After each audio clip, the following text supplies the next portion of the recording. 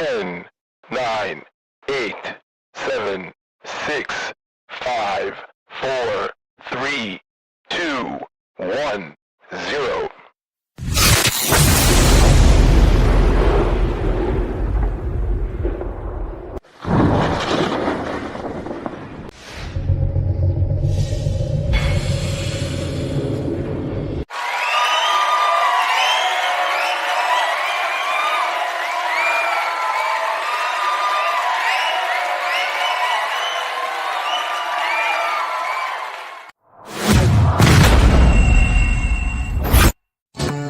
The sophisticated, smooth operator. Unless you forget your manners. Podcaster extraordinaire. We are the Grizzly. We don't play games, we don't sugarcoat. If you can't take it, you shouldn't have never walked through the door. Grizzly maulings take place weekly. And as long as you keep it sophisticated, you won't be the next victim.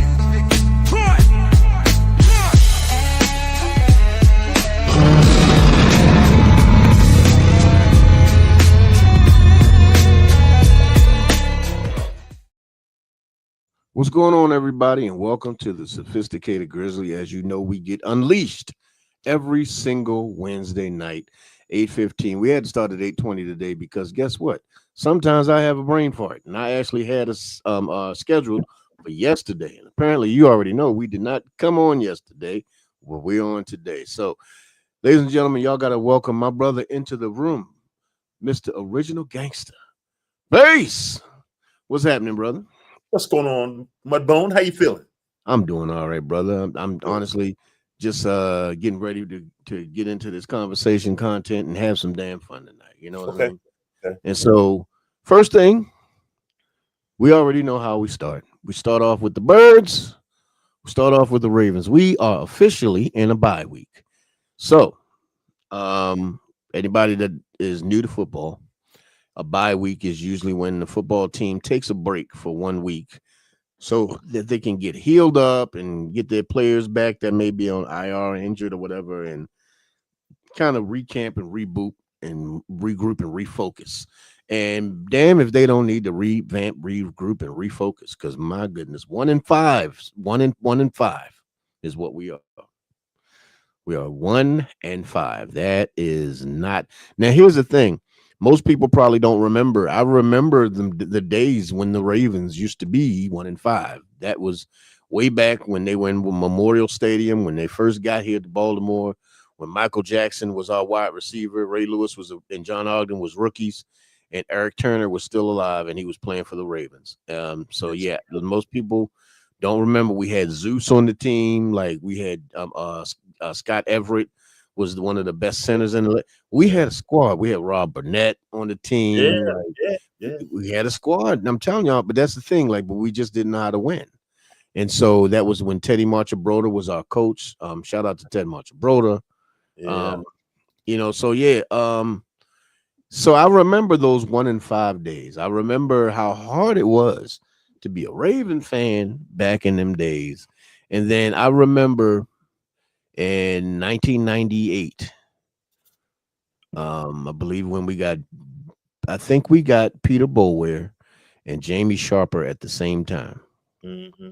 And I believe that was the same time that we got Goose and Sam Adams on the team. And Shannon Sharp came over the following year in 99.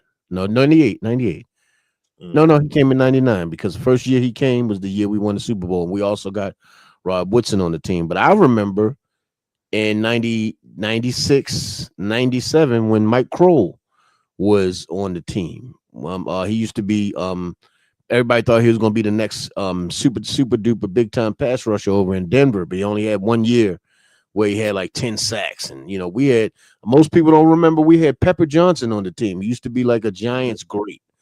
I mean, he's a Giants great. I'm not saying used to be at all. Pepper Johnson was a Giants great, one of the best middle linebackers in the NFL at one point. And he was the guy that was actually bringing Ray Lewis along to kind of show Ray Lewis the NFL ropes and things of that nature. So yeah, I remember all of that, and that was something that Kyle Hamilton said, and we heard what he said, and we got offended by what he said because he said the Ravens fans were spoiled. And he might have been right, but he also don't know that he wasn't even alive when we weren't. He wasn't alive when when they were playing out of Memorial Stadium and they couldn't get a win to save their life. He wasn't alive when Vinny Testaverde threw for 4,000 yards, had 2,000-yard receivers and 800 and something yard tight end, and we had an offense that was zooming, and the defense couldn't stop a damn butterfly from going through the goalpost. Can do nothing. We had nobody on the team, and so we've suffered through the hard times. And yes, we have enjoyed many years of good times and 2 Super Bowl wins. And here's the thing: we've gotten used to a specific amount of what am I looking for here? Excellence. We're especially with our defense, because we had a historically bad defense when they first got in town. A historically bad defense. So you damn right. We looking at the defense like what the hell's going on? Because that was always Baltimore. That's us. But if you think about there are 2 teams when you think about them. Well, no, not even 2 teams. There are 3 teams in the NFL. Now I got to scratch that. There are 4 teams in the NFL. When you think about these 4 teams, the first thing you think about is defense. When you think about the New York Giants, you think about Lawrence Taylor. You think about Harry Carson. You think about what was Jim Marshall? You think not Jim Marshall? What's the name? Number 70 for the Giants. I can't remember his name right now, but he was like one of the best defensive tackles in the NFL at one point. But you think about defense when you think about the Giants. When you think about the Chicago Bears, you think about Mike Singletary. You think about Richard Dent. You think about Steve McMichael. You know what I mean? You think about Dan Hampton. You think about, of course, you think about Walter Payton, but that's pretty much all he had over on offense, and maybe a few sightings of Willie Galt here and there. But for the most part, it was Walter Payton. But when you thought about Chicago, you thought about defense. When you thought about the Pittsburgh Steelers, regardless of how we feel about them here in Baltimore, when you think Pittsburgh, you think defense. If you ain't thinking about Mean Joe Green, if you're not thinking about let's see, I know some Pittsburgh Steelers. I don't give a damn how much I am a fan. I know some damn Steelers, so I know Mean Joe Green. If you start thinking about Jack, no, that's the Raiders. Jack Ham is the Raiders. Jack Lambert. You think about Jack Lambert. You think about Greg Lloyd, Kevin Green. You think about big number 99 that used to be their middle linebacker back in the 90s. Damn, I cannot think of his name, but that was a huge ass middle linebacker. I think he was like a defensive end that they moved to linebacker, and he could just play it. He was just damn good at playing middle linebacker. I can't remember his name, but I remember Rod Woodson before he came to the Ravens. Rod Woodson was a Steeler. And so when you think about those Steeler teams, you think about defense. When you first think about the Ravens, the first thing you think about, Ray Lewis, Michael McCrary, Ed Reed, Terrell Suggs, Haloti Ngata, Goose, Sam Adams. Do I need to continue to go on and on and on? Chris McAllister, Dwayne Starks. Come on, y'all know. When you think about the Ravens, you think defense. And so that's why when we're looking at what we're looking at right now, we have Marlon Humphrey, first rounder. We have Kyle Hamilton, first rounder. We have Malachi Starks, the new guy, the rookie. Don't expect a lot from him, but he's also a first rounder. We even have Jair Alexander, we got from the Packers, first rounder. You look at the defensive front. Travis Jones, I believe, is a second or third rounder. if you look at let's see,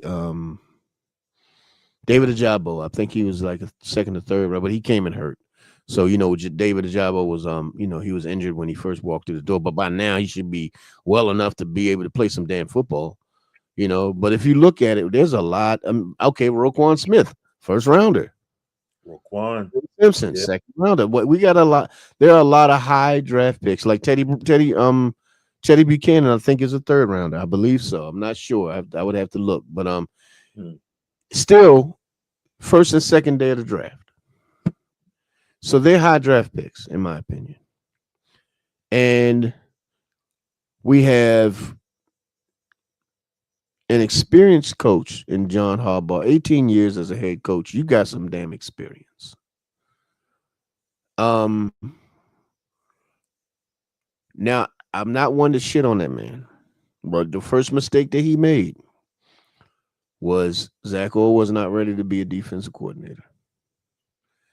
He didn't have I don't know how many years he was linebackers coach. I don't think it was that many. Because I think he became the linebackers coach under Mike McDonald. And so Mike McDonald is over there in Seattle and he's doing his thing over there in Seattle. Got them boys humming over there. And I understand the Ravens want to kind of build from within, but you can't always do that, especially when the guy's not ready. And here's the thing.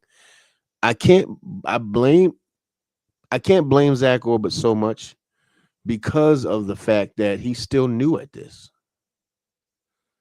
He's still new at it. Like, this is his second year being in charge of an entire defensive squad. He's calling plays.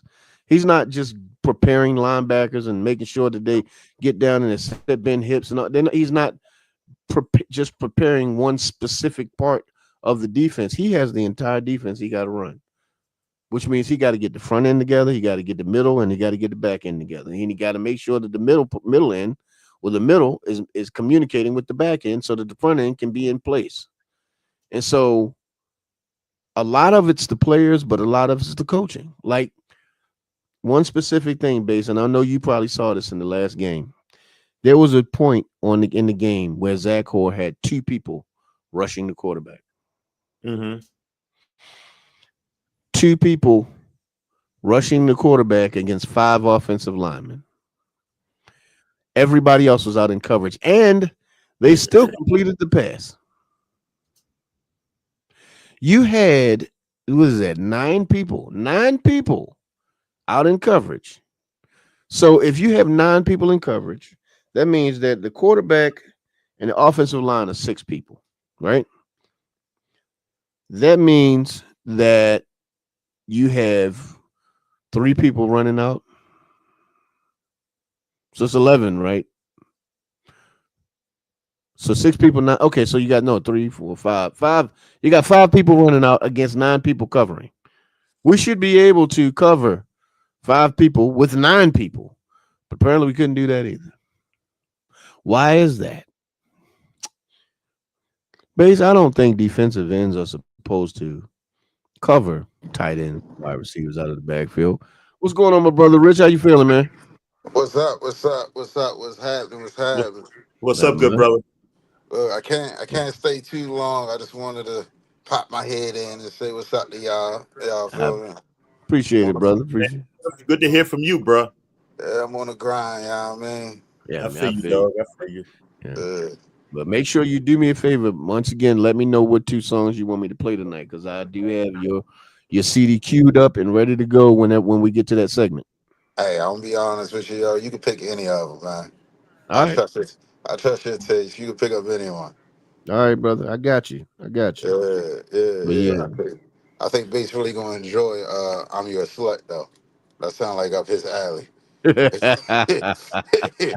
Yeah, that's exactly where I was going, bro. Yeah. I feel like he gonna enjoy that one. I'm Your Slut. Okay, all right. I'm gonna check it out, bro. I'm gonna check it out. And we're gonna play it directly off the album, so people are gonna see where to locate it at on YouTube Music, and also anybody that's watching his CDs available on YouTube Music, Spotify, wherever you get your streaming music from, that's where Yeah, you can find his CD. It is called The Art of Intelligence by Rich Hunt. yeah. It's So on y'all go Pandora check it out. too. Make sure you gotta check out Pandora as well. So Yeah. check out all Pandora, in wherever you get title, it. all that. Yeah. And so big things are happening with the Grown Man Click and the Grizzly people. Y'all better recognize we're on the way up. So if you're not onto it by now, you might want to get And on. to all the ladies out there who want a physical copy, you can DM me, and I will deliver it with one payment of a little sucky, licky. I No, he knew it. won't. I fucking knew it. No, he's not. No, he's not. Yeah, ladies, don't listen to that lie. Don't listen to that lie. Because I fucking there's a specific somebody that will whip his ass if he even thought about it. So Hey, don't even. hey, my bad. Oh, and Yeah, I heaven. don't and even. I'm and I, Yeah. Oh, I'm gonna heaven. be selling copies of the ass whipping. Oh, oh, heavens, die hard. Listen, I gotta go. Yo, All love right, y'all, bro. brothers, You man. too, bro. Take it easy, bro.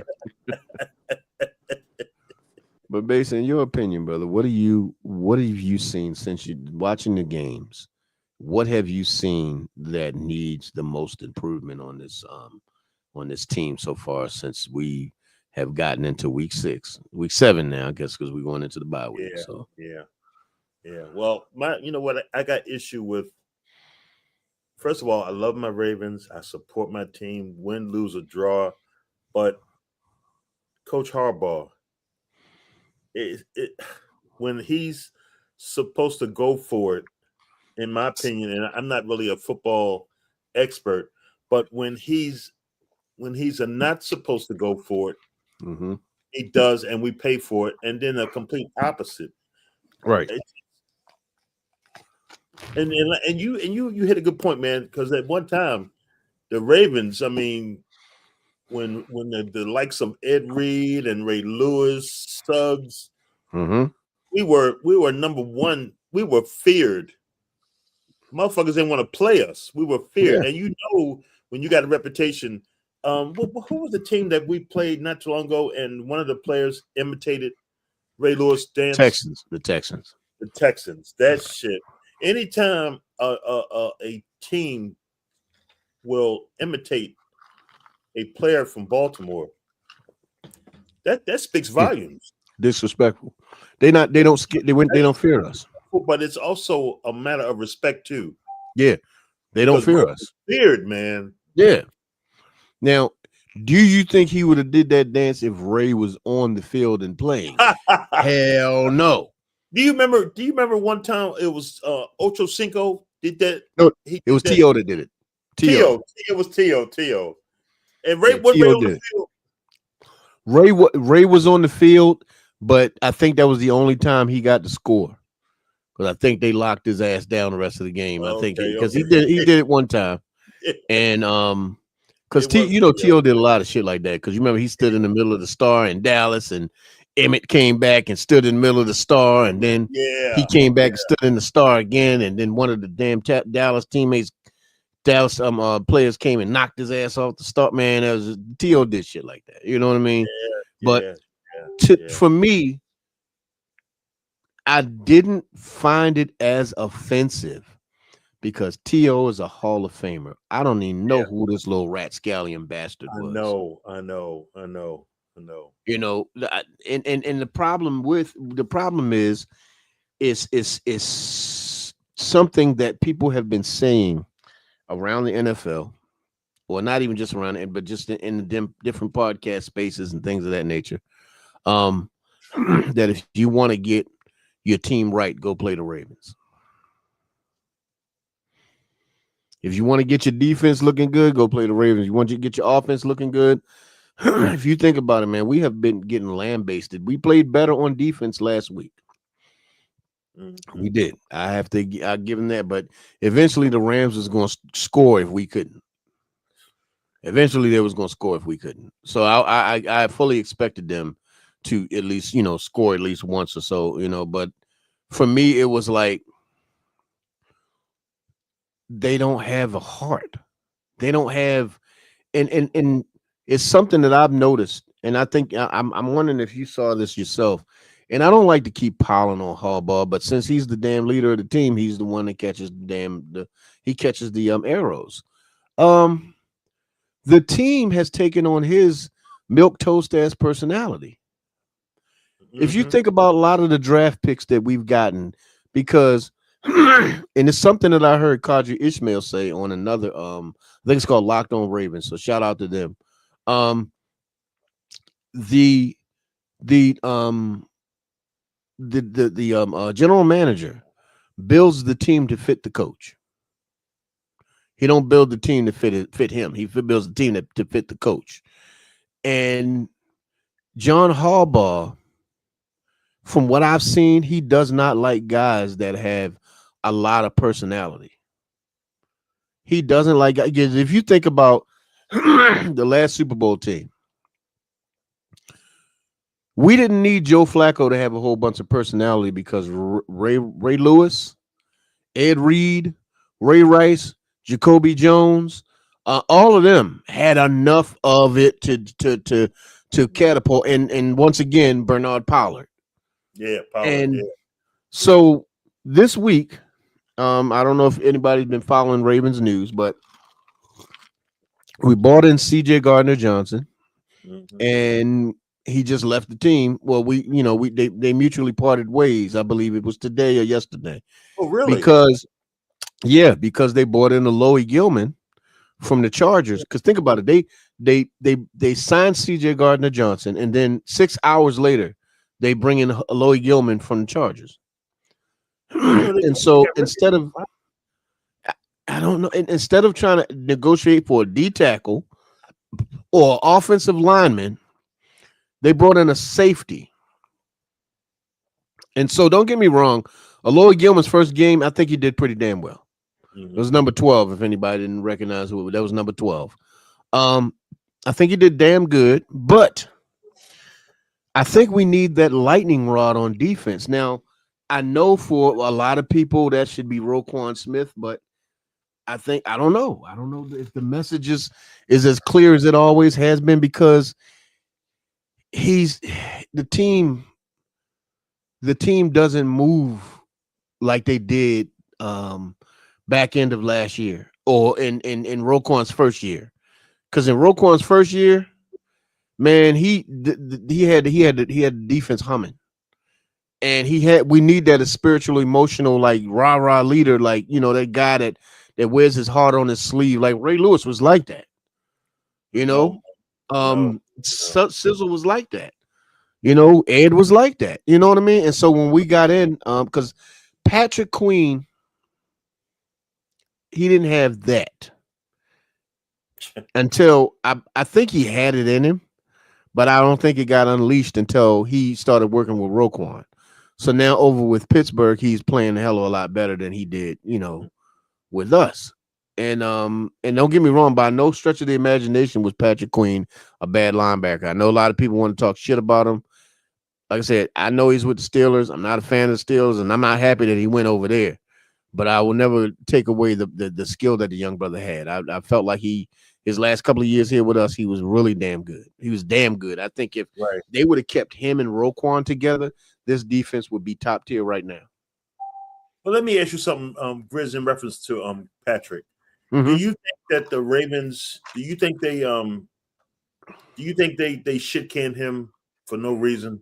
Yeah, because he's really, if you notice, and I know he's really bitter towards Baltimore. Oh yeah, so is Odafe Owe. Oh, always upset too. Always pissed, man. Owe, he didn't say a lot, but he said he has a little bit of animosity on his chest about us. And because if you think about it, with all the issues that we had on the offensive line and defensive line, you got rid of him. So it made it look like he was the problem. Now, I know that you probably wouldn't have been able to get you probably could have gotten a Loie Gilman if you shipped out a David Ojabo. Okay. You probably could have, because the thing is, I know Loie Gilman was a starter, but he wasn't he's not like a household name. So I didn't know who the hell he was until we got him. Now is he a rookie? No, he's been in the league for a while. Okay, okay. So he's got a couple of years in. I think he has maybe 2 years. He came in two years before Kyle Hamilton did because they played on Notre Dame at the same time together. Oh, I see. Okay. And so but you shipped out Odafe Owe, but you kept like David Ajabo. You kept some of the other guys that are underperforming, like on the offensive line, people who were performing. I will say, Odafe Owe was not beat a world beater being a world beater this year, but I say he played a hell of a lot better than that offensive line did. Right. And if anything, you should have brought in. I would have definitely been on board with, instead of bringing in another safety, because you just signed CJ Gardner-Johnson. Uh-huh. So you didn't need another safety. You should have negotiated for one of their offensive linemen. Right, right. And the thing is, it's like anything is better right now than what we have currently as a starting lineup. Our offensive line is one of the worst graded lines in the NFL. That's according to Pro Football Focus. Now JB got me looking at that now. But according to Pro Football Focus, the Ravens offensive line, the highest graded person on our line is our center. Say it again. Everybody else, I believe, is graded below 24 and below, or 30 something and below. I know that Voorhees is graded 42nd among all guards, and I believe that Va'alele is graded 47th. So they're basically at the back of the line, bottom of the barrel. Because if you look at Va'alele, bro, you know how many times I've watched this big 6'8", 370 or 80-pound man laying on his back because somebody bull rushed him. Now, don't get me wrong. I know. Let me fix this camera real quick because the camera acting stupid. Okay. But don't get me wrong. I understand that the guys on the other side of the ball are getting paid to play football too, so they probably got some power and strength at the same time. But have some damn pride, young man. Yeah, I've been watching Falali too, man. You're right, though. You're absolutely right. He's always on his ass. And that, look, let me say something. I'm gonna say this: as if I'm 6'8" and 370, I'm bullying your ass. I'm playing with an attitude. I'm playing with a mean streak. And that's another thing. They don't have mean streaks. Yeah. None of them have mean streaks. Like a lot of people don't know, Ogden had a mean streak. J.O. would punch you in the ribs when you tried to jump up or jump around him or something. J.O. would hit you in the ribs. But I believe he learned that from Zeus. So. I mean, what you think? Do you think the Ravens? My biggest complaint with the Ravens, man, is I think they play too damn conservative. They don't have heart, man. Like they and I hate to say that because it bothers me to say that about them, because first of all, it's almost impossible to not have heart if you're playing in the NFL. You got some kind of heart. You're at least brave or crazy, but maybe a combination of both if you're playing in the NFL to get hit for a living. So shout out to the fact that you made it there. But I'm watching the body language. I'm watching how they're moving. I'm watching the different temperaments and personalities. And they're not dogs. Yeah. Like I see Lamar. Lamar has the biggest personality on offense. Even though I think Zay is probably going to be the most vocal as far as the guy that's going to be the lightning rod and all that other stuff, because Henry don't do a lot of talking. D-Hop don't do a lot of talking. I barely ever hear Bateman talk. The tight ends don't talk like that. They don't rah-rah guys. They're just, you know what I mean? And Lamar is the lightning rod that kind of pushing the offense along. But if you're going to play offensive linemen, you should at least have if you got 5 linemen, you should have at least 3 of them with a mean streak.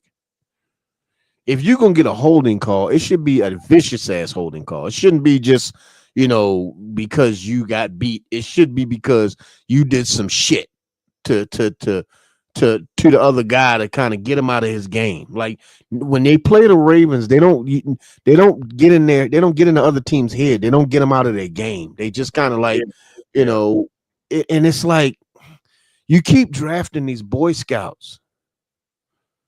We need assholes on the team. I've said it quite a few times. We talked about that. You're right. You're right. You have to have, if you're playing football, a violent sport to start, and the only thing that you have is a bunch of Boy Scouts, you're going to get bullied. Mm-hmm.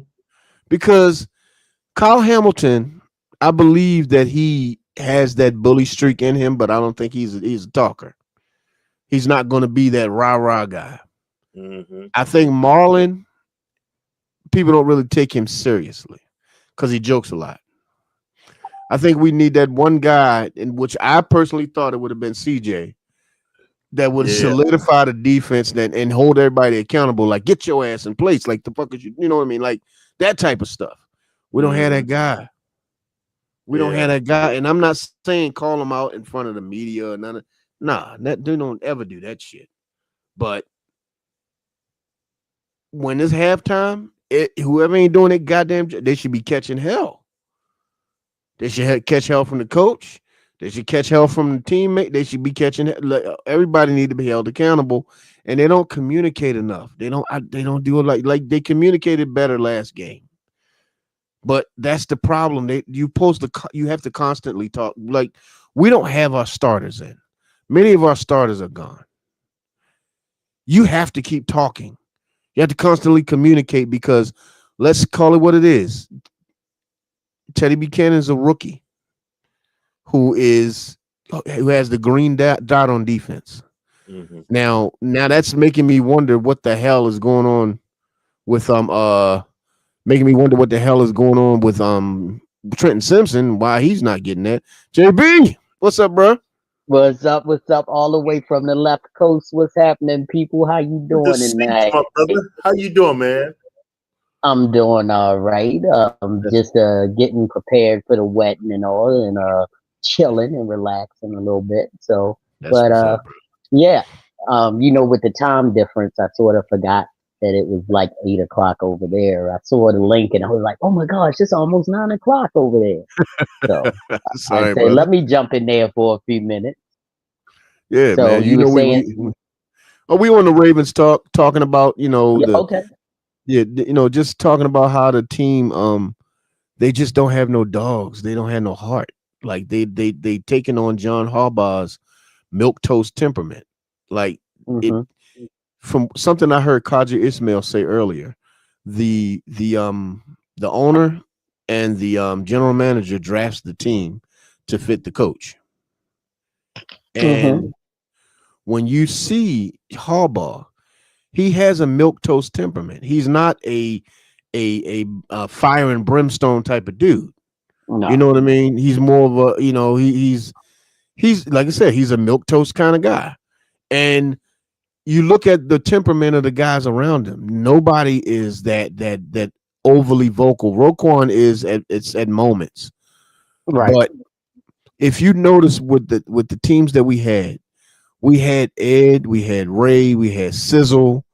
We had guys that was going to talk, that was going to say something. And even Haloti, I didn't know Haloti was a big talker. Yeah. Haloti Nada was a big talker. So we had like our core guys were talkers. Like Joe Flacco didn't do a lot of talking, but Anquan Bolden did enough of it for him. Yes, he did. Jacoby Jones did enough of it for him. You know what I mean? Ray Rice was a talker. Ray Rice did enough of it for him. So we didn't need Joe to do all of that talking. We didn't need him to be that guy. You know what I mean?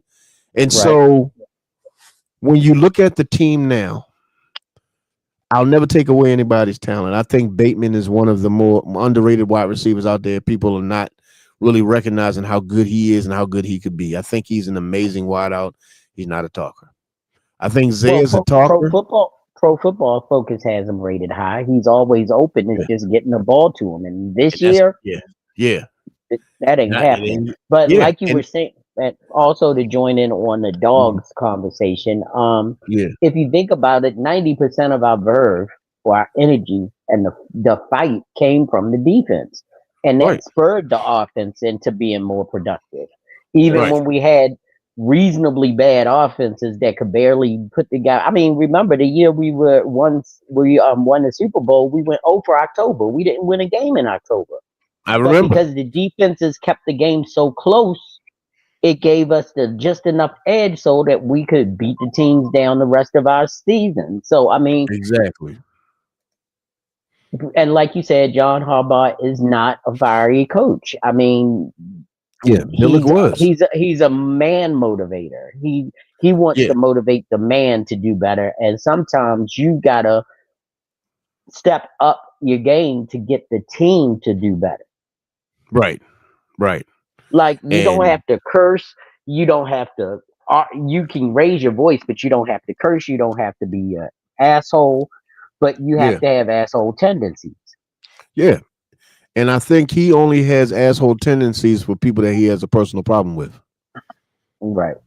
instead of being feared in many instances. Like, he has his guys, and the problem with that is, if I'm a coach, I got guys, but I don't got guys. And if that makes any sense, Right. you're my guy if you playing, because you here to play. You here to, this is your job. But if you ain't Right. playing right, you ain't my guy. Hey, We Grizz, can be cool away from it. What's up, brother? let me ask you something. Do you think it's a control thing with Harbaugh? Hell yeah. Yeah. Because Absolutely. he couldn't control guys like Ed Reed and Ray Lewis, Yeah. Anquan Boldin. He couldn't control them guys. Them guys, they were animals. Right. They were But see, And you animals. yeah. But also, you got to remember is that they were studiers of the game, and how right. many of these young guys on our team actually are putting in the work. We know Lamar's been putting in the work because Lamar can read defenses. He can check the hot routes. He's been doing the work. And I mean, Right. even when they were talking about he don't call, but our team don't have those summer workouts. When Lamar came, everybody started going down to Florida to work with him. Right. So he's a student of the game, and Yeah. sometimes it must frustrate him because he's like, hey, dude, if they're double teaming you and I'm checking to the hot route, please give me time to get to the hot route. The hot Yeah. route is 2 seconds. Which is the offensive line. But whenever you look up, Yeah, Daniel Failele is on his ass. yeah. He is Like I on his said, ass. he checks out for some things, and then other things he's just not a good lineman. He's just not. Yeah. Yeah. And But I think but it's this is just the problem. What do we have behind him? And we saw what uh we had behind him when they took him out. what It ain't well, look that no. good. They didn't take him out. That's the problem. They took out what's his name? Ronnie Stanley, because his ankle was bad. So but then they put in the guy that they got to back him up, and there's a reason that the other team got rid of his ass, because he's not a good tackle. He's not very good. Number 68. I can't remember what his name is. Yeah, But he's not very good. And so now you went from having two good linemen to one. That's Linderbaum. Linderbaum is our best lineman. And so you look at Voorhees, he's getting pushed back into the quarterback. You look at Failele, I still don't think that there's no way the man of a size of a fucking forest cabin should be getting pushed into the back of the damn quarterback's lap. And then you look at Rosengarten, he's not doing well either. And so it's right. like, to But me, do you at think least if they're you had three, complementary players? Do you think they're just complementary players? Like they can only do what they do when they're working with somebody that has their kind of energy, or has I, like step up players. Like yeah, they play okay, but say if the person beside them is a dog, that steps their game up. yeah, I believe that would have. See, Linderbaum is not a talker, but he's a technique guy. He's very good at what he does. But I believe if Falele had, if let's just say that Rosengarten was one of those fiery jackass type of offensive line that was just a mean bastard, I believe that would be more motivational for Falele. But every one of our linemen are little choir boys and Boy Scouts. Even our Pro Bowl tackle is a choir boy and Boy Scout. He's not a fiery leader. He's none of that. Ronnie Stanley's none of that. Not from what I've seen. Now I don't know the man personally, but from what I've seen on the field and what I've seen when they do like the Ravens Wired and all that other stuff, he's not none of that. None of them are. And I don't know what Harbaugh's problem is with Ben Cleveland, but every time I've ever seen Ben Cleveland, he's always he has like a little fire about him. You know what I mean? Like he has like he has a way about him that looks like he could wrestle a goddamn alligator and feed him to a bear. He just has that type of look to him. You know what I mean? And then we have another young man. What's that? Who you talking about? No, Ben Cleveland. Oh yeah, number 66. I believe that young man has been buried for no goddamn reason. Because, like I said, he played guard for I think most of his football career.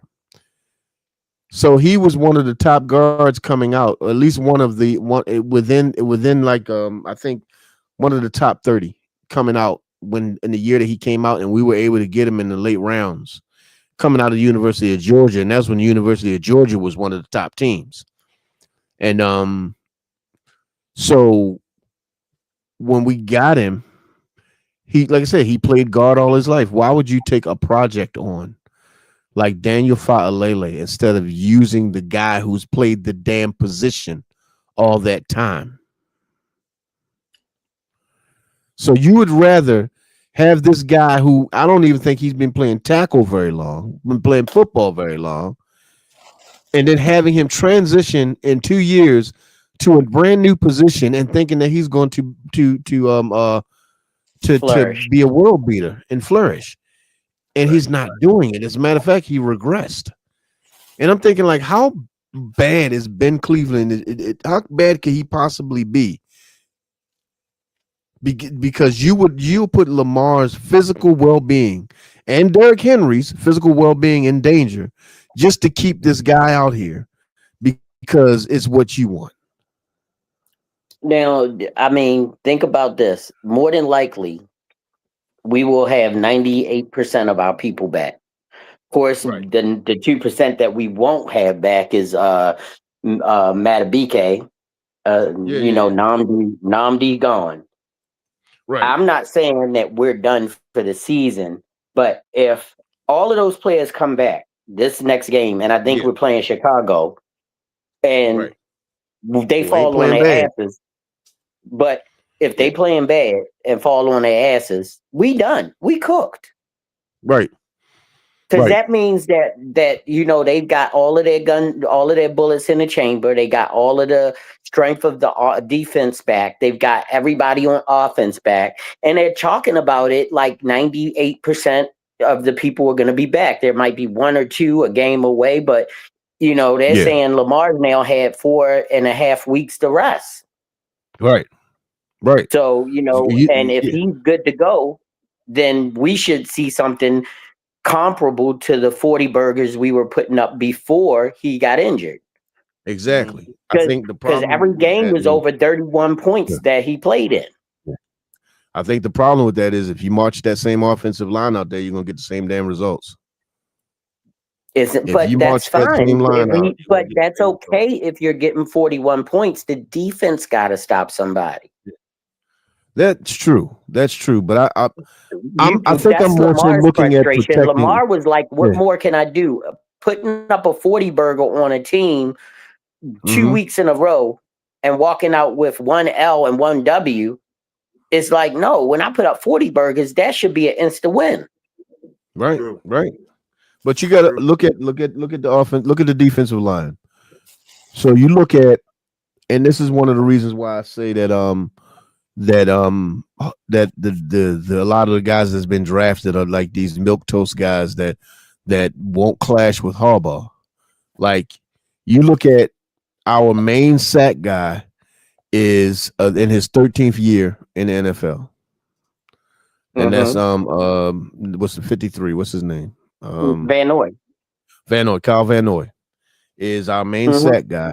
He should be a situational sack guy because the younger guys should have been coming in and handling their business. He should have just been coming in as a situational, but he's our main sack guy. He's the main guy to get our sacks. So now you took on David Ajabo, who came out of college hurt. Well, he got hurt at the combine at his pro day. Right. You took him on as a project. He has not flourished. Mike Green is a rookie. Tavius Robinson, number 95, who I believe was our second best, maybe behind Owe, he's now broken his foot, so he's out for the year. No, he's out for 6 weeks. 6 to 8 weeks. 6 to 8 weeks, he's out. And so that's more or less the season. Yeah. So now you look at me personally, I know for a fact that if there's a guy on the practice squad that could actually light the whole goddamn team up, if you bring him up, but I don't know about Harbaugh because you know how stubborn his jackass is. But there's a guy on the practice squad named Malik Ham. If you bring him up, I watched him in preseason. That man is a lightning rod. Number 59. If you bring him up and you put him in there, I guarantee you they're going to have to cover that. They're going to have to put double teams on that one side of the field because I watched him pass rush in the preseason. I know he was going against backups, but he did better against the backups than the starters did. I didn't know that he was still with the team. Yeah, he's on the practice squad. But now they got to bring him up because they lost Tavius Robinson. So they got to bring him up or they're going to sign somebody.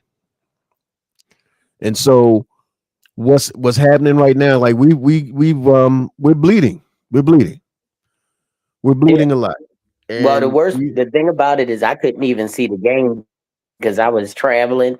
So I didn't see how bad it got. I know at the beginning the defense was holding down court and they were doing their thing, and then it just what is going on in the second half adjustments that makes them fall apart like that? The thing is, or the were there defense no never second got half bad. adjustments? That's the thing. The defense never got bad in this game. I have to give it to them. The offense was just never trash. came back together. Cooper Rush, but I that's won't what say you he's get a when bad quarterback. I will say he don't fit our system. He's a bad quarterback.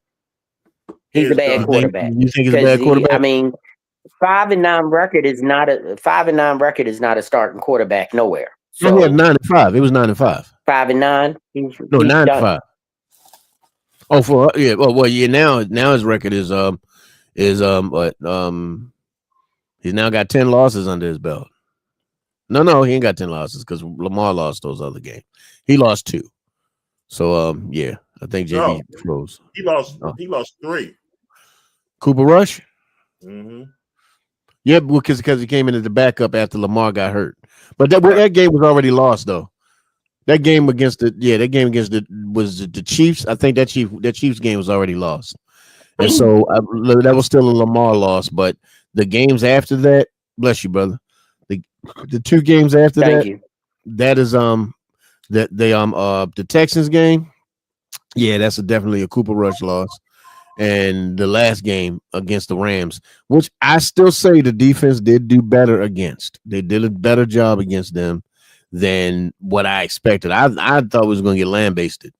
I really did. And it didn't happen that way. So I have to give them, regardless, I don't believe in moral victories over, on football. Either you win or you lose. But at least we can hold our head up and say that we didn't get blown out by that dynamic Rams offense by like 50 to 60 points. Because they could have done it. You know what I mean? But the defense held it up. But it was the offense. Cooper Rush couldn't do nothing. And that goes, first of all, his accuracy is not that good from what I saw. And he doesn't have the timing that he needs with the wideouts. He doesn't have it at all. And believe it or not, Bateman is a timing wideout, and I don't think he threw him the ball once.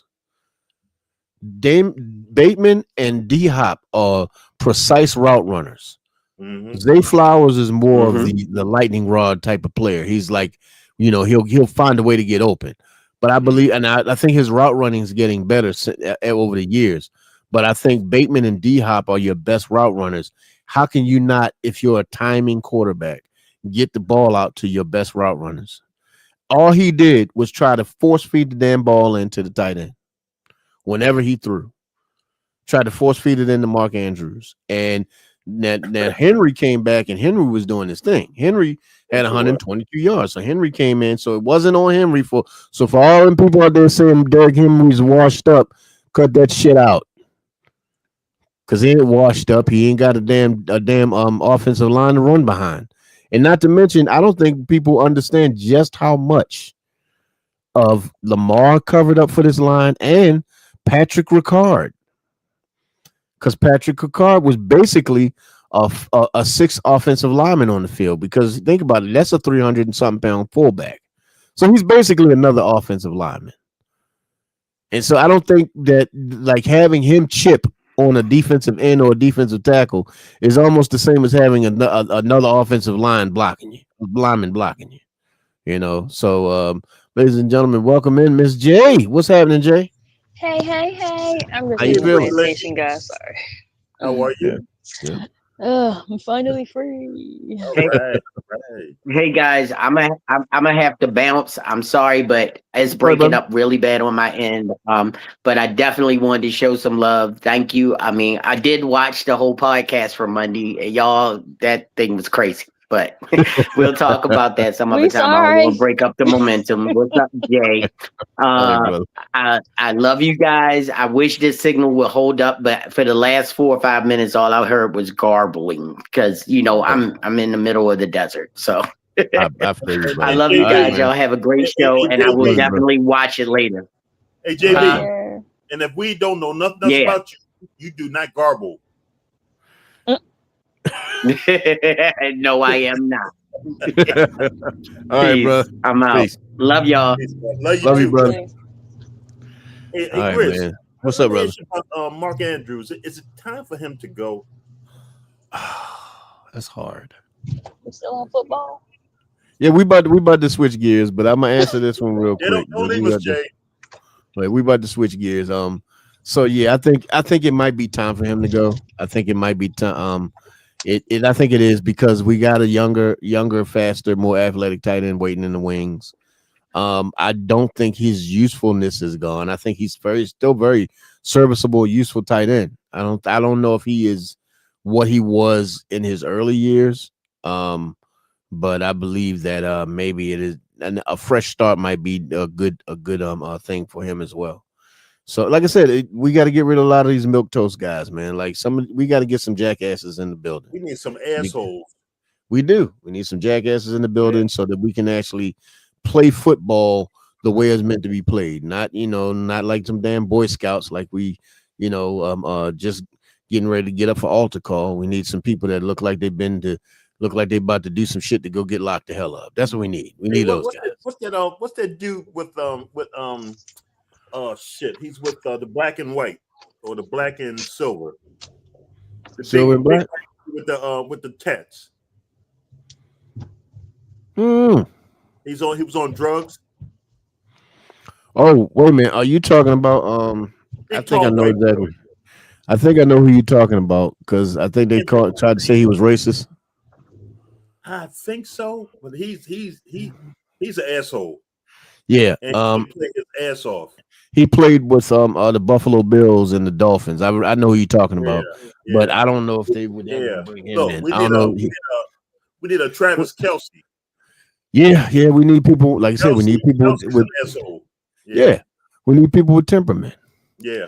Well, since we got Miss J in the building, let us switch gears to the musical segment of it before we get into playing my man Rich's songs. Ladies and gentlemen, yesterday we lost a loved one, an icon in the music business. And of course, if you don't know who he is, that means you ain't been listening to music over the last couple of years and you ain't been paying attention to what good music is. We lost this man right here, everybody. 1974 to 2005. Rest in peace, brother D'Angelo. Yeah. He had 3 classic albums that he released: the Brown Sugar album. He released the Voodoo album. He released the Black Messiah album. If you have not heard these albums, you got to do yourself a favor and go check those things out, because when I tell you, you are in for a listening experience, especially well, I can't even say especially any of them. Every single one of the albums to me are fire. And yeah, this man, um, he was, in my opinion, the pioneer of neo soul, because he was the first one I heard doing it. Now I don't know if people was doing it before him, but he was the first one that I heard on radio doing it, and that was in 1995 when he released his CD Brown Sugar. And you look at the artists that came out after him, like in '96, two of our great ones came out, when Maxwell and Eric Benet. And then you start looking at Rochelle Farrell, who has been doing this for a long time, for a very long time. You also have the very beautiful, very lovely voice, classically trained Layla Hathaway, who kind of dibbles and dabbles in every single musical field. So D'Angelo made it cool to be a soul singer again. D'Angelo made it cool to be a guy that looked like one of your homeboys down the street. And oh, by the way, he could play every instrument that they got out there. And oh, by the way, he could sing his ass off. And oh, by the way, he had enough swag to give away. And oh, by the way, he was pretty much a stand-up guy as well. And so D'Angelo made it cool to be back into R&B and soul and because remember, we were when D'Angelo came in, we were coming out of the New Jack Swing era. And don't get me wrong, I would never say a bad thing about the New Jack Swing era, because that was our shit. We Gen X's New Jack Swing, Teddy Riley, Bobby Brown, New Edition. When they I was just watching New Jersey Drive. Exactly, that's what I'm saying. So we the New Jack Swing was our era. And don't get me wrong, I'm in love with it, but it was something about the music. Like I was telling Bass earlier, when I was looking for my musical identity, I loved everything about the New Jack Swing era, but my music didn't fit it. And I felt like a bit of an outcast when it came to the kind of stuff that I wanted to do, because when I came up in my mom's house, my mom listened to things like Otis Redding and she listened to like just a whole bunch of different older R&B artists like the Temptations and Stylistics and the OJs, and so I came up off of that type of music. Now, of course, when the New Jack music started coming in, of course, that before even that, we had Albie Shore and all of those guys. So it was like all of that music started to hit, and like I said, it was one of the golden eras of music. But it was something about when I first heard D'Angelo's music that resonated with me personally, as far as, damn, this is my kind of music, because it had an old soul but a new feel to it. So it was almost like the rebirth of soul and funk. You know what I mean? And which probably coined the term, neo soul. And then you start looking at a lot of the artists that came out, like the Guapales and the there were so many people came. I wish I could think of I gotta find that brother's name, brother, because it was another guy that came out, Bilal. Oh yeah. I love that dude. Yes, Bilal. yes. That was like all of those neo soul artists when they came out, and then of course that's when Raphael Sadiq was coming back and doing his stuff on his solo stuff, and then he had the collaboration with D'Angelo, and nobody can tell me that one of the best duets ever made wasn't Lauryn Hill and D'Angelo. Nothing even mattered. You can't tell me that ain't one of the best duets ever created. So he has influenced and inspired so many people, and it is a sad thing that we lost him, but we didn't lose the spirit and the soul of the man. We can forever enjoy his music, forever enjoy whatever memories we may have. We can find old concerts of him on YouTube, things of that nature. So he's not gone from us in spirit. He's gone from us physically, Mhm. and I know that he's definitely in a better place. He's no longer suffering because he was suffering from pancreatic, I believe it's pancreatic cancer, and Mhm. so that's a brutal disease, cancer itself, regardless of where it is in the body. And Mhm. so, rest in peace, D'Angelo. We love you, brother. We will forever cherish your music. We thank you for the gift of music that you gave to us. And your spirit lives on. Trust me. Whenever you hear my music, you were one of the direct influences of that music as far as the musical style. Now, my lady has inspired the lyrics, but the musical style that I decided to use in my music directly correlated from guys like D'Angelo, Eric Benet, Maxwell, guys like that. And don't Mhm. think that the soul music has died, because we also have October London. So October London, my brother, the That baton, I man right believe. there. Yes, So what you ma'am. say, Jay? That Yes, man right there. yes. The All I hear when baton is he sing passed is to you, my Marvin brother. Gaye. Yeah, Yes, he is reincarnated. Yes, he yeah. is. And as far as I'm concerned, he's once again bringing the soul back into the music. So, my Mhm. brother, the baton is passed to you to continue on this soul movement and music, because we need that kind of music. We need people like yourself, much like we need the music of D'Angelo, and we needed somebody like him when he came onto the scene in '95. He was a necessary piece of the music puzzle that was missing. So true. And so, once again, D'Angelo, brother, we thank you. We love you. Um, I'm giving you your flowers once again. We giving flowers when he's not here, but I've always given him flowers before he passed. I was always tell people, one of my favorite artists. When I'm named my favorite artist, when I had five, and if I named five, my first one was always Johnny Gill, No. Teddy Pendergrass, Yes, Teddy Maxwell, P. Mhm. Eric Benet, and Mhm. D'Angelo, Mhm. and not in that order. But those were always my top five when I think about musical artists that were my favorite. Of course, Glenn Jones and guys like that were in there as well, But yeah, we're gonna miss you, brother. So, with that being said, does anybody else have anything they want to say about brother D'Angelo before I Yeah, play my brother Rich's music? yeah, Grizz. Did you ever get to see D'Angelo perform? I did, How was it, man? man. Look, the brother. It's one of them things where you there with the ladies, right? And I wasn't there. I wasn't there with the lady per se, but it was a whole bunch of women in there.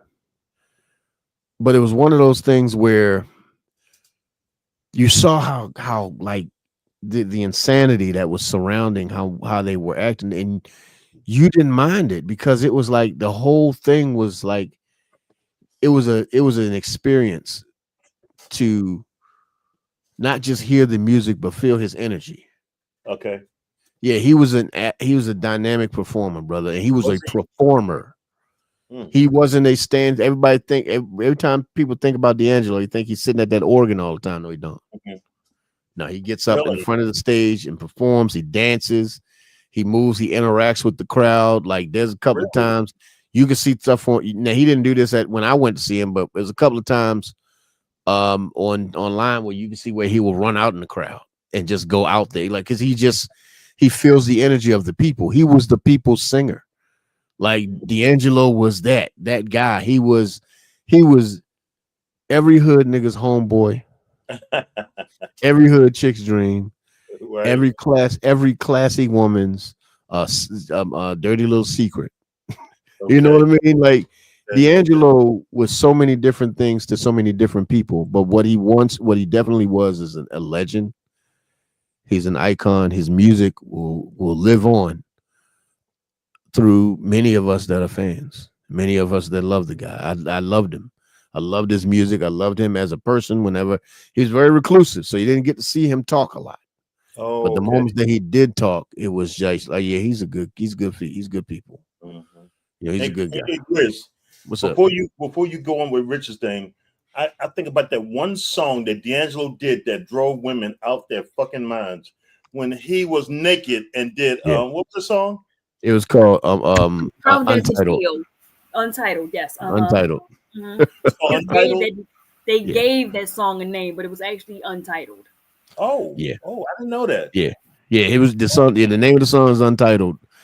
I forget the story that he said that why he made it made the title Untitled, but I think he said he couldn't name it or something like that. It was just the song was a feeling for him. Oh. Yeah, the song was a feeling for him. Okay. So ladies and gentlemen, we're going to go into our music segment, and we have decided to go with the musical arts tonight of Brother Rich Hunt. So we're gonna pull up the music to get the segment started, and then we will go into it.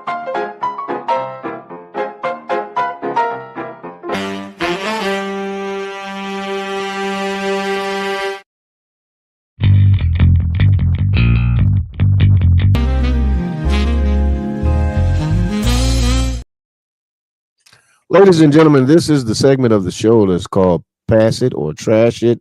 It is the musical break. So if you like the music that you hear, you can go ahead and pass that thing on to the next level, to the next round. Give us a thumbs up, give us a like, give it whatever you want. But if you don't like it, you think it's trash, you give it a thumbs down, or you say don't ever play that shit again. So that's what we're going to do. So tonight's featured artist is going to be, let me share my screen. Now, am I going to need a penicillin shot after I hear it? You may. Okay. So, can everybody see my screen? Mm-hmm. So, this is the album title, The Art of Intelligence, Mr. Rich Hunt. And what was the song he wanted you to hear first, Bass? Would it be I'm Your Slut? STD, I think it was. Yeah, so something like that. So, ladies and gentlemen, we're going to go with Mr. Rich Hunt, his song, I'm Your Slut. Oh, jeez.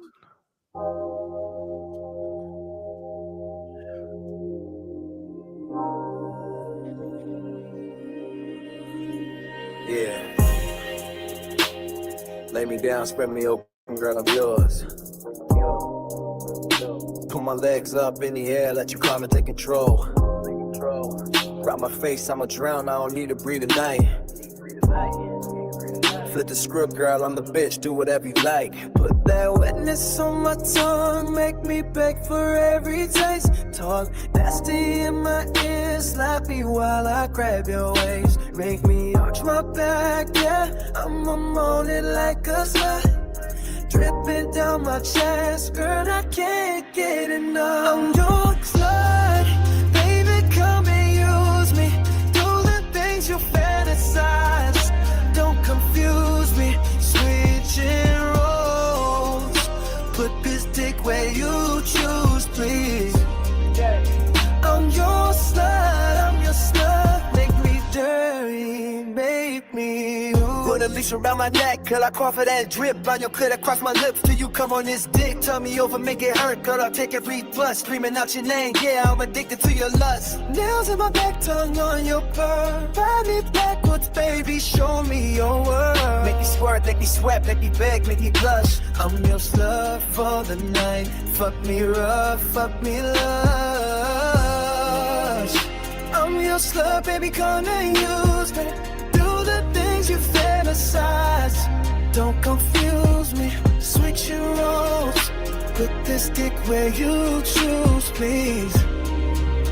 I'm your slut, make dirty, make me ooh. Spit in my mouth, pull my hair on me crazy. Make me a toy, girl, don't be lazy. Top me up, make me choke, I'ma love it. Say good boy while you come, I'ma suck it. Yeah, yeah, oh.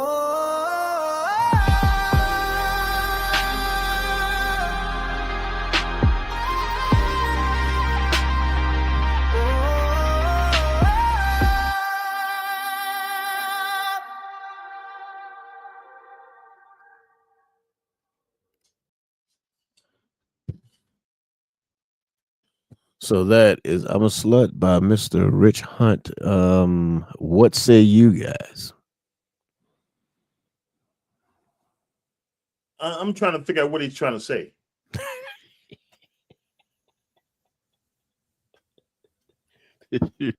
Did you did you like the music, brother? You know what? I liked it. Mhm. Yeah, I liked it. It was fire. It was fire. Okay. All right. Miss J, what about you? What say you? What do you think? I think Jay might be okay. I There give she it a goes. thumbs up. I liked it. I liked it. Okay, we're gonna give it a thumbs up, everybody. So if anybody's in the chat, anybody in the chat, let us know. As a matter of fact, do me a favor, give me a share, give me a reshare, share the live with everybody, let them know we're on live because we're gonna play the second song by Mr. Rich Hunt. Because we told him we were gonna play two of the songs off the album and let you know that you can find his album, The Art of Intelligence, on all streaming platforms. So wherever you find your music, you can find his album. So go ahead and check that out. And we're going to go to the share my screen again. And Jay, which song should we play this time? What do you think?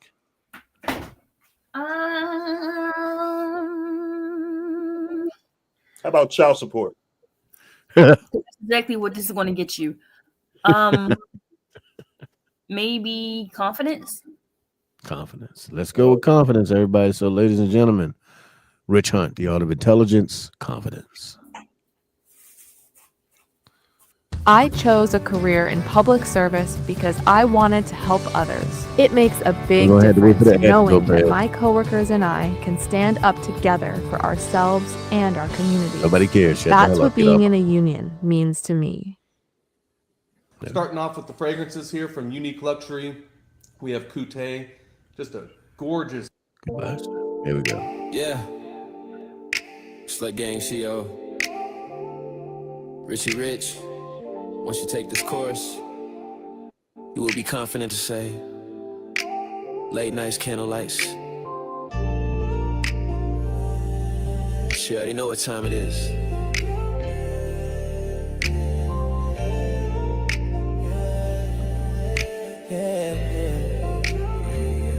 She love the way it feels, she call it art. Veins popping like my name up on the charts. Says she fiending every night, she need a hit. Got her gripping, licking love in every inch. She don't want no filters, love it raw. Stroke game magic, got her lost in awe. Call it therapy the way she worked the tip. Veins run deep and she love that trip.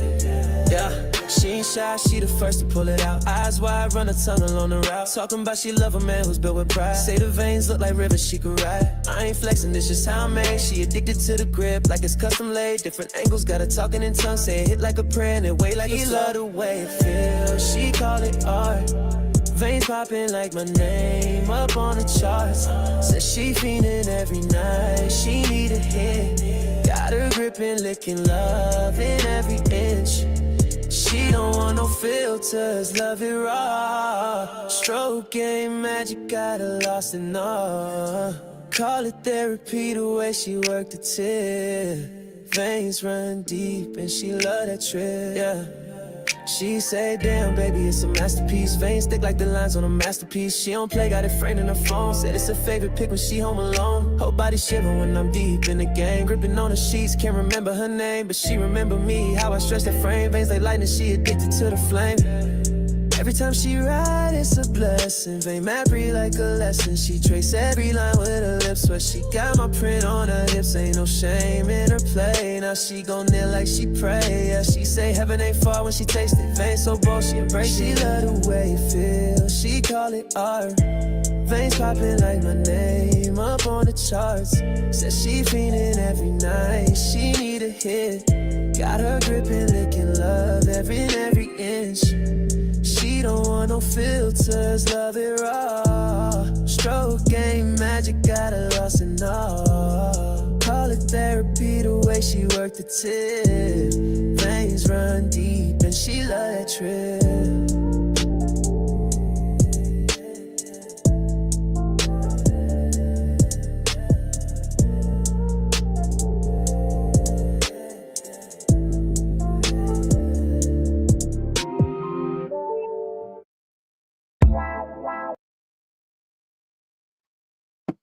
All right, that was Confidence by Brother Rich Hunt. Ladies and gentlemen, go ahead and let me know what you think about the song Confidence. Brother Bass, go ahead and start with you. The brother is 2 for 2. 2 for 2. All right. Miss J. Don't tell what him I about said It was good. It was good. I actually the whole album is good. That whole album is fire. Everybody go check it out. Where you can find all of your musical needs. Wherever you want to find any of your streaming or any streaming platform that you go to, you go ahead and go check out Mr. Rich Hunt and the Art of Intelligence. Rich Hunt. I was gonna call it the Rich Hunt Project. Why not? Shit. So, ladies and gentlemen, that was the musical segment of the Grizzly. So now we getting into a different part of the conversation where we gonna talk about some fragrances. Everybody, already know how we do. We know how we talk about the smell goods and things. And I'm about to show y'all something that's gonna blow your mind. So I don't know if y'all ready for this. Let's do it. So I had a bit of an issue getting this fragrance because for whatever reason, post office around here don't feel like doing a damn job. But he came in and I was able to go pick it up today. So this is the fragrance here. What's called Genesis French French Avenue. French Avenue Genesis collection. And this is the Gemini. So this is just the box. That's the fragrance. Damn. I like the presentation. Okay. Yeah. So this is your bottle. And they have an entire Genesis Zodiac collection. So really? Whatever your sign is, it's available in the Genesis Zodiac collection. This is the one that I got today because my ass was being too fast. Well, no. It wasn't me. The company messed up. They sent me the wrong one. This is Gemini. Y'all already know the one I ordered, Capricorn. So they corrected it, and they're going to be sending it to me. I should have it at least by Saturday. So I will have now 2 parts of the Genesis collection of French Avenue, and this is Sweet and Woody. I sprayed it earlier. Send me that link. I'll send you the link. Please, bro. I got you. Because this is nice, man. You see it. So it's pretty nice, and the fragrance smells pretty good. So what is your initial take on it? My initial take on it is, and for most Middle Eastern fragrances, guys, for most of the ones that I've gotten, not all of them, but for a lot of them, you have to let them sit because they come out a little harsh in the opening.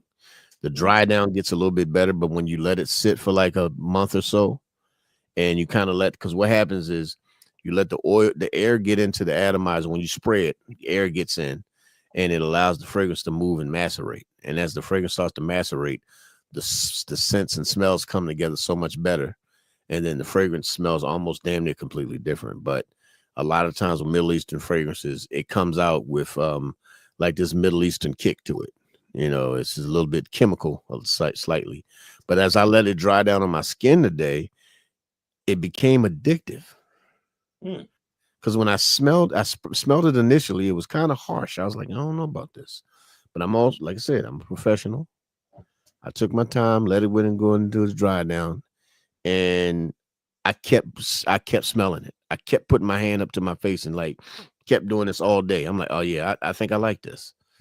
I think I like this. I think it's something that I'm going to definitely get some good wears out of. So I will be putting the link up in the the link up so you guys can go ahead and check it out for yourself. And Bass, what is your fragrance of tomorrow? What are you wearing tomorrow, my brother? Because I know what I'm wearing tomorrow. Well, I wore Sauvage today. A brother, I ain't gonna say where I work, but a brother came to my workplace yesterday, and I, I'm not, trying not to be homophobic or nothing like it. But I asked the brother, I said, young brother too. I said, man, what you got on, man? He said, bro, I got on Dior Sauvage. He didn't say it. He didn't say the name right, but yeah, I was like, okay. But I told him that, like you and me, Grizz, you can put a cologne on I can put on the same cologne, but our body chemistry would give it two totally different scents. Exactly. So when I smelled him, I was like, damn. So I told him, I said, bro, you inspired me because I wore Sauvage today. Okay. Okay. Tomorrow, you know when tomorrow, Chris? What's that? I'm going back. Back to what? You see it? Uh-oh. Going back to the Machino. Got that one. Got that one. This thing is fire. You like it, Jay? This all Grizz. I ain't got no. I do. I ain't got Which no. one? I ain't got no bum colognes, bro. You ain't got no what? I ain't got no bum colognes. None. Oh no, we don't do bum colognes. This is like Uber. They all got 5 stars, bro. I appreciate it, brother. You know what, brother? Honestly, I appreciate the fact that you guys trust me to guide you in some of this fragrance journey. And Jay been doing her thing all way before I, started talking to her about fragrances. But Jay, which one of them teddy bears you got? You got that black one, or you got one of the other ones? The black one. Okay, because Ms. Grizz has the other two. She has the white one and the pink bubblegum one. Okay. Yeah, so those smell pretty damn good too. But but what I'm gonna be wearing tomorrow, right here, is this guy right here. This is Ralph's Club Elixir. Ralph's Club Elixir. Okay. Yeah. So it's part of the Ralph Club line, and it has the cantina top right there. So I like that. Yeah, it's part of the Ralph's Club line. I have all of them. No, I don't have all of them. I don't have Ralph's Club New York. That is the next one on my radar. I will be getting Ralph's Club New York. But I have the EDT, EDP, and the Parfum, and also the Elixir. And as we're getting cooler, the weather starts to get cooler, this is going to be perfect on my skin. So this is one of the ones I'm going to be wearing tomorrow. I'm trying to figure out whether or not I want to wear this on. No. I'm not wearing this on Friday. I already figured out what I'm going to wear on Friday. I'm going to wear my Norton and Wilson on Friday. Okay. So I'm going to be wearing was it Arezzo? Okay. Yeah. So I'll be wearing that on Friday. So yeah, man, I'm excited about the video that me and you about to collaborate on. So I'm guessing this weekend ain't no Ravens playing, bro. So we can do that on Sunday if you want. Hey, bro, and guess what I got coming tomorrow? Okay, what you got? Fucking with you. What you? I got La Home Prada coming tomorrow, bro. You got that Prada long, bro. I'm wearing that Friday. You talking about the big tall bottle? Yes, sir. Yes, sir. That is the extreme. I got that one coming tomorrow, bro. You gonna love it, bro. You gonna love it, brother. I'm telling you, that is one of my. I love all. I have 3 of them. Okay, and I love all 3. I didn't think I was gonna like soapy fragrances, like soapy iris fragrances at all. But when I first got the original, believe it or not, I went backwards. I got Prada L'Homme Low before I got the other 2. So that's the blue, that's the one that's the summertime one. And I love that so much. I was like, I have to see what's up with the original. So I went and got the original, loved it, wore it. I did like an all white thing one day a couple of months ago, wore it that day, and it literally fit the outfit. It just everything just smelled clean and fresh. And so I will be getting my Prada L'Homme Intense on my skin very soon. So yeah, you're gonna love it, brother. I'm telling you. And wait, you're gonna love that fragrance, man. You know, man, it's like every day is Christmas. Man, look, I'm telling you, it's a beautiful thing. It really is. Fragrance is one of the least destructive things that you can have an addiction to. Yeah. You know, and not to mention, like I've said before, these fragrances actually can go up in value, especially if anything gets discontinued. So if you have, let's just say one day Ralph Lauren says, I'm not making this anymore. This is the Ralph Club Elixir. Do you know on eBay this fragrance will go from the price I paid for it, which was like 79, overnight to like 279, No shit. 379. There's a fragrance on there right now that I was just kind of looking around on eBay, looking around at fragrances. There's a fragrance up there right now that people want $8,000 for. Damn. It's Tom Ford's Plum Japanese. Oh, I never heard of that one. And I never will smell it because I will not be paying premium prices for a tester of something that they don't make anymore. That it's discontinued. They don't make it anymore. Okay. So you're not really going to be able to get your hands on it. And I'm not that pressed. Don't get me wrong. I do sometimes with some of these fragrances, I do get FOMO, all that type of stuff. And today I almost pulled the plug. I almost pulled the trigger on Stronger With You tobacco, because I love, everybody knows me.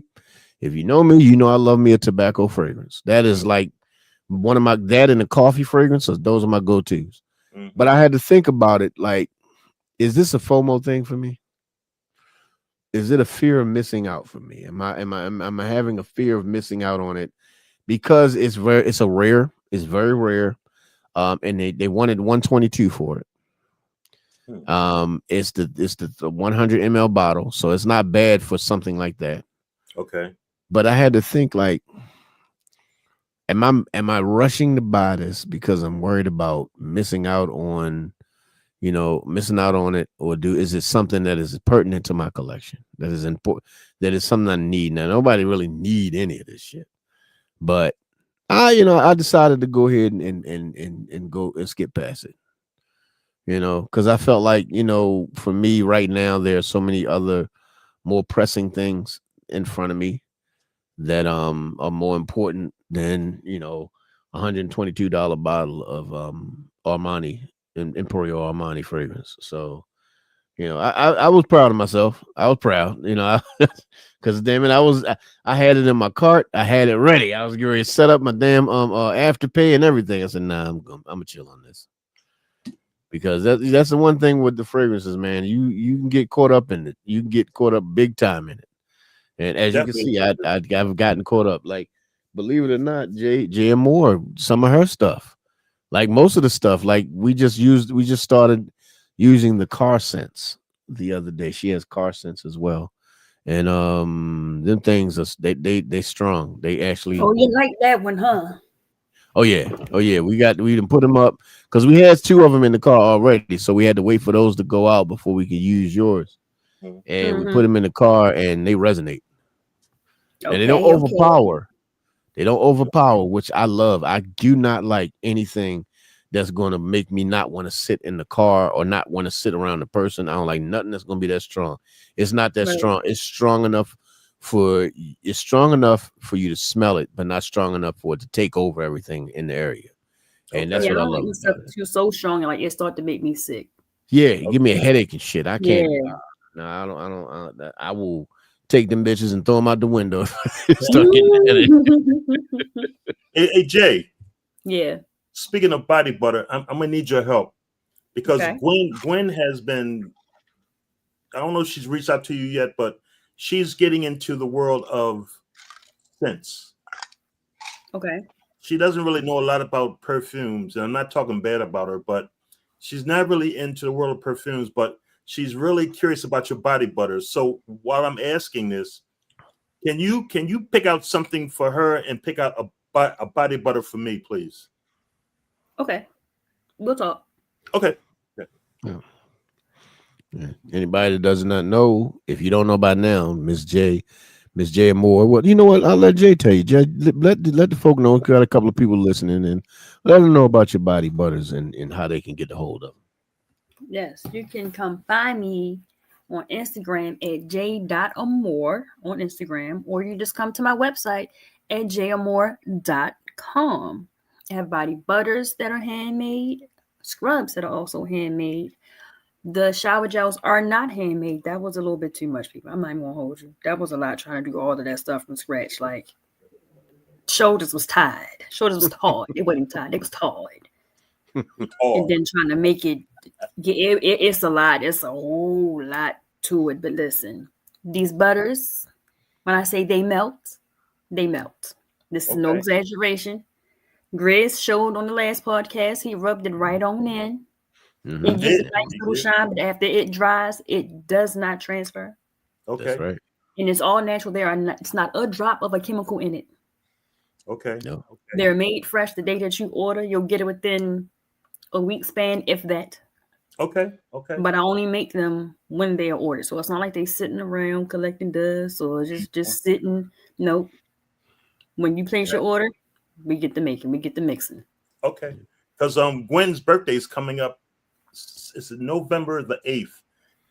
And she already done picked out a cologne, and me and Grizz already done talked about this cologne she wants. This is her first, perfume. Right. And like I said, she's interested in your body butter, so I'm gonna get her first bottle of perfume, and I'm gonna get her some of J. Amour's. All right. That's what I'm talking about. See, we got to support each other. Absolutely. But Jay, I'm also gonna need your help because Grizz and them damn cookies. Listen. Hey, now, I think he's all addicts for the cookies. Jay and Grizz, I know you saw me on the podcast. Them fucking lemon joints. Yes. Yeah. That shit is like crack, bro. It's the apple oatmeal for me. That's the shit. Yes. Well, yeah. Matter of fact, Gwen got 3 boxes of them snickerdoodles. Oh shit!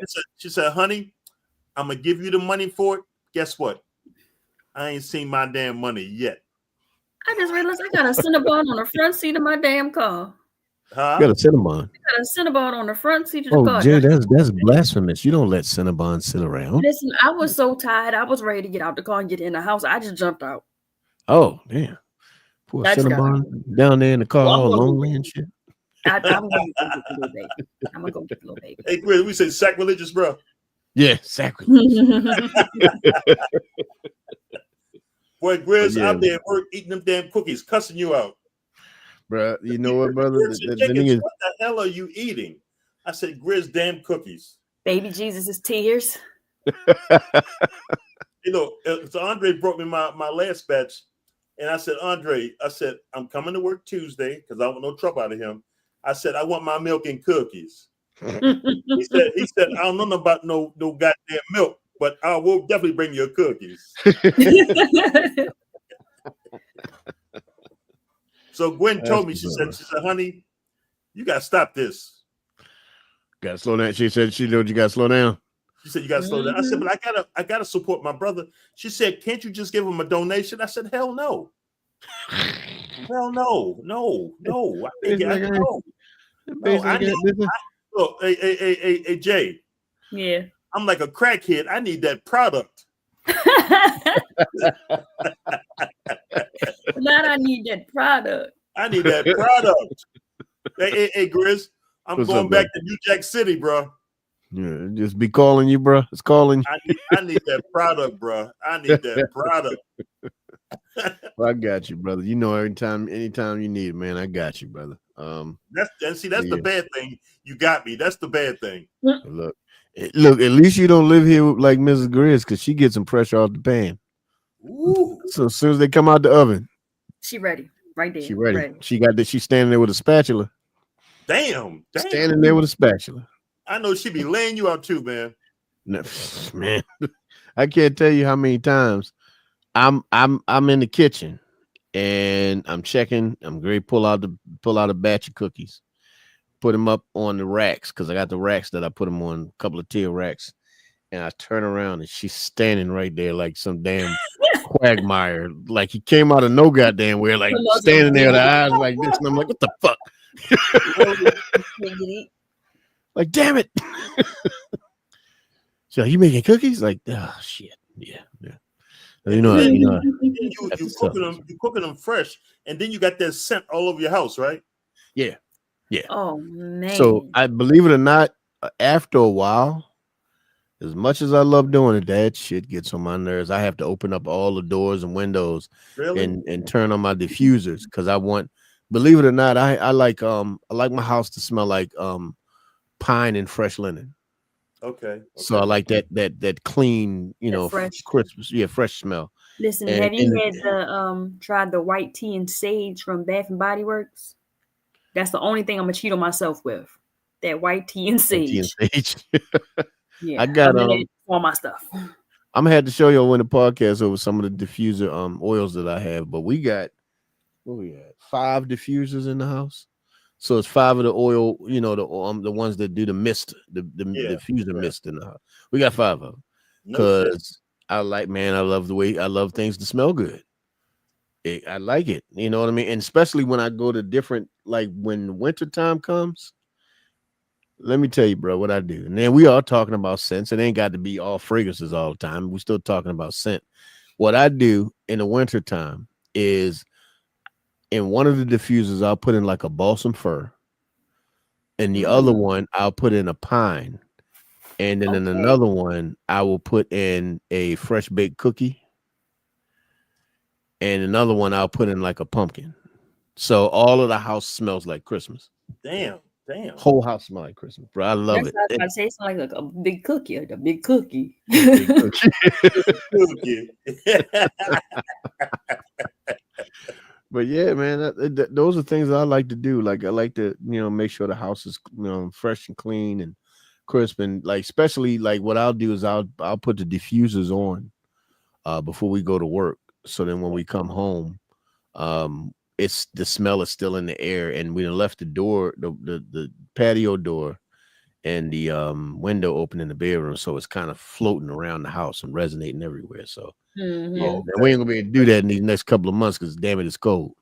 You can still crack a window. You ain't gotta leave it open, but you can get it. Leave a little crack in it, but I ain't gonna be open. My bathroom window is cracked. Well, in the wintertime, it's just slightly open, but in the summertime, that bad boy open.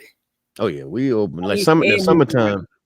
Yeah, summertime when we go now when we move, I'm not sure how what the thing's gonna be with that, but right where we at now, we're able to leave patio door open and stuff like that, and just let the air flow through and all of that type of stuff. So yeah, it's I like fresh air in the house. You know what I mean? Like, things get stale after a while. Even if you clean, cleaning, the smell of cleaning products gets stale after a while if it's just sitting in a closed house. You know what I mean? So you get the door, especially like spring. When spring hit, I open up every damn thing. I mean, every window in here, I open it up because I love the smell of that spring air. It's something different. It smells like new growth.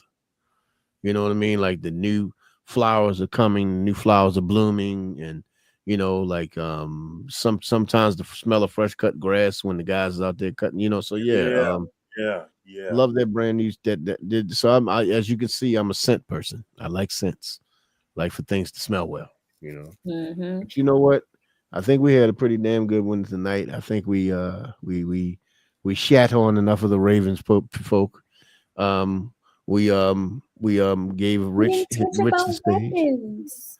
We didn't talk about weapons. Oh, you know what, ladies and gentlemen, let us get into that conversation before we go, because we got some other shit we want to talk about. Y'all can hang around if you want.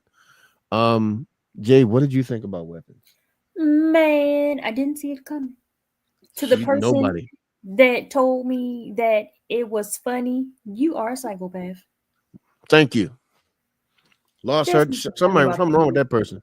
I will say this. There was one scene where the crackhead, when he just would not stay down, that was a little chuckle like, okay. All right. This guy. But outside of that, no. That shit was that was nightmare inducing. No, not nightmare, but it made me flinch a few times. Like, ooh. Like for me, it was the running. Yes. The running. The Naruto style running. That did bring a little smile to my face a little bit. Like, why you gotta have your arms out? Yeah. Did it give you more speed? Now let me ask you, since both of y'all have seen it, am I wrong? Do you see a sequel coming or a prequel? I don't know. I want to see. They killed her off at the end. Yeah, but I think they're gonna. I want do to know what her story is. Yeah, I think they're gonna do a prequel. Okay. Yeah, her story Yeah, would they might definitely do. be good because it's like, where did you just randomly appear? Yeah. Like, what is your thing that you need this? How did you get here? Right. Yeah. So it would be great if they were to do that. Yeah. Yeah. Hey, let me ask you. Speaking of crazy ass movies, has anybody seen the Ed Gein series yet? The what? I haven't started it yet. I want to see it. I haven't, but You know see, what, I know Chris? the whole story though. So Did you read the book? Yes. Is the book crazy? The book is. I haven't seen this yet, but I'm hoping they stay like on course with what I saw in the book, and I even saw there was another documentary on him. Like, dude, that motherfucker right there. Before even this came out, just because of what I've learned about him over time, that motherfucker was off, and his mother was his mother. You got it. I'm on episode 3. Wait, who we talking about? It's called Ed Gein. Monster. Oh, Ed Gein. I thought you said Endgame. No, Ed Gein. Gein. No, Gein. Gein. Yeah, Gein. Ed Gein. So that's how you pronounce his name, Ed Gein. Yeah, he's Yeah, I finished it. You saw it, Jay? Yeah, I finished it. Hey, Jay, what were you thinking about it? What you think of it? It's kind of like a little history lesson. I now know other things. I was just like, so because of him, a lot of people were looking to him for inspiration, like Alfred Hitchcock, like what he was doing, what Ed Gein was doing. Made Alfred Hitchcock go, wait, hold up. And then that's where Psycho came from. And then, you said, people wanted more. And then that's when you came out with the little bullshit stuff like Rocky Horror Show. And then Leatherface. And then Leatherface came from. And that's all the things that he were doing. So all of this was pulled from him.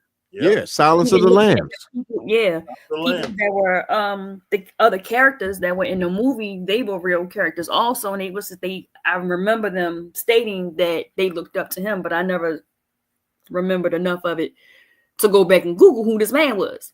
Yeah, and who I thought he was is not who I thought he was. I thought he was around in like the 60s. I didn't know my man was in the early 1900s. Yeah. Like he was born in 1906. He died towards the 60s. I said, "Oh, okay." So he was an older guy living with his mom. Yeah. So that was the original Norman Bates. Yeah. I think that's where it came from. Hey Jay, it would have had to been where it came from because that's crazy. Jay, and tell Grizz about his voice. Oh, I did hear a little bit of that because I saw the preview. My man talked like Michael Jackson. He damn sure did. But that's the thing. I'm so happy. He was unassuming. You wouldn't think, like, the thing is, one of the things I read in the book is he took his mother's skull and turned it into a bowl. And called it his special bowl. It's called his special bowl. So that's in the book. That's in the book. Like, I gotta get that book. I gotta get that book. Brother. Now, which one is it, Grizz? Which one did you read? What's the name of the damn book I got? Is the shit over there? Is it the one called Skins? It's not Skins. He was they called a simpleton in those times. So nobody really put anything past him because he was just so childlike. And he even talked like a child. And everything was just my mother, just mother. Oh, is that it? Let me see. Wait a minute, hold on.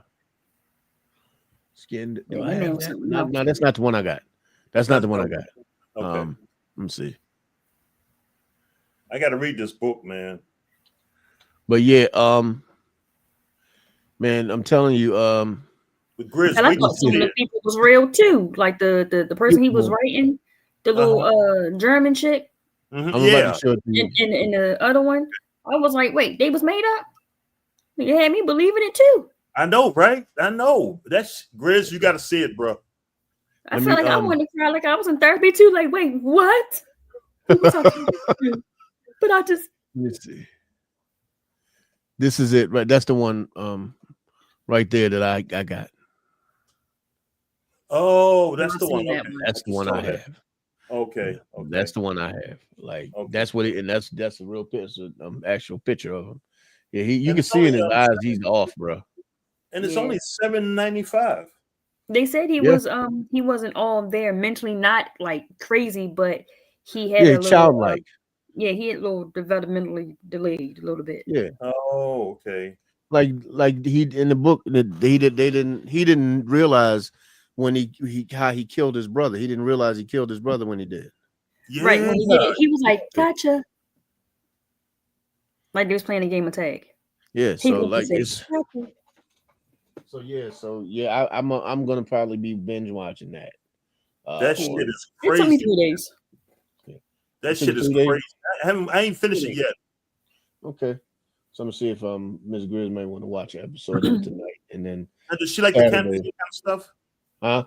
Does Miss Grizz like that kind of stuff too? Oh yeah, Oh, hell yeah? yeah, she loved that kind of stuff. Oh, and So then y'all I don't gonna know go if see anybody's Cosmo? aware, but this Saturday, my guy Poppy the Bear has a comedy special happening on Saturday. If you can go on my page on Facebook, he has a lot of his advertisements and copies of his flyer and everything out there available. So you guys, if you like comedy and you like to laugh, then you might want to come on out to his comedy special coming out this Saturday. I'm going to be in the building. Ms. Greer's going to be in the building. A couple other people. Where's it gonna be at, Grizz? So it had let me see. I can find the flyer because it's up on. Because I'm looking for something for me and Gwen to do this weekend. All right, let me see if I can find the flyer up on my page, and I'll put it up here. Okay. Let me see, because it's So I wish I could go, but I gotta. I have a show. Oh yeah. Yeah, the Runway for a Cure for breast cancer. Oh, okay. Right. I'm in the show. Worthy cause. Okay. That's all right. That's all right. Okay, let me see if I can share this. Hold And on. Grizz, that's a short read because I see that it's only 50 pages. Yeah, it's not a lot of pages in that one. No, okay. It's not a lot of pages, but it gives so much detail. Okay. I'm Like gonna believe get it, or not, it gives a lot. Now I do want to get. I think there's a documentary out there that I do want to read. That has a little bit more in it, but just the detail that was in that one kind of disturbed me a little bit. Really? Yeah, Okay. man, he was a sick man, very sick man. Let me see if I could share this real quick. So anybody that wants to come out and check out my guy, let's see if I can pull it up. So make sure ain't no music playing and no sound going on. So where's it gonna be? It is 316 Guilford Avenue. Oh, down here where I live. Yeah, 316 Guilford Avenue. That's where matter of fact, I'm gonna show you the flyer real quick so you guys can see for yourself. Here we go. So here is the flyer. All right, I'm gonna take a picture of it. Yeah. How much So are the his tickets? comedy. I do not know that for sure, but I can call him and find out and get it back to you and let you know. Okay, because Yeah. we're trying to find something to get into. Yeah, that'll be something good because I think he has a nice lineup of people coming. Oh, okay. Of other comedians coming on the bill as well. So Okay. it's gonna be a whole event, and he's gonna have his fragrances there with him too. So Oh you'll shit! get a chance to smell the fragrances, bro. Oh Lord, here we go. I knew it was a catch. God damn it! You'll get a chance to smell them, bro, so you can check out for yourself and see for yourself. Is he selling stuff too, bro? Yeah, he's gonna be selling his fragrances. Oh my god! Yeah, so he's gonna be selling. Okay. Thanks for the warning, bro. Okay, I gotta let you know, bro. I gotta show you the love, bro. But I'm gonna be like are there any words? I'm gonna be like that crackhead in the alley. We're gonna make sure you don't go overboard, bro. Thank you, bro. I appreciate you, bro. I appreciate No you. problem, no problem. Well, Bass, do you have any words of wisdom for the folk before we get up out of here? yeah, when it comes to because I mean on my job, I mean we're still on the thing, but in my job, a young lady came in today, boy, that girl smelled like a damn garbage can. Damn it. And I tell you, man, it seemed like you ever be around somebody that they smell so bad you want to go home and take a shower? Yeah. Sure the hell yeah. This young lady, boy, she took that jacket off, boy. I was like, whoa. Jay, I think she burnt my eyebrows. I was like, God damn. You know, I have a coworker just like that. Yeah. It don't make no damn sense for a grown-up Like- to be smelling like that. I know you know because you smell you before anybody else does. So Yes. what is happening? What is going on? Yeah. Right. But you know what? At the end of the day, as long as you don't stink, right? Right. And that's I the smell amazing every day. That is the fucking point. Yeah. I don't know. I don't remember last time I I can't stank. do it, bro. I can't do it. I I cannot don't do remember it. last time I did. I don't Mm-mm. do it. Yeah, but yeah. So guys, I want to thank you guys for coming in today and everybody that came into the chat and watching online. I appreciate you. Please make sure that you like, share, subscribe to the content because it helps the channel to grow. And make sure that you hit that bell icon so you get notified every time we upload a video or we go live. My name is Mr. De'Aris Teddy, and if you love what we said tonight, love what we was talking about tonight, we appreciate you. Share with everybody so we can get these numbers up. And if you don't like what we had to say, you got a problem with anything we had to say, well, here's what we got to say to you. You can shut your mouth. You can shut your black ass mouth. Have a good night. Bye.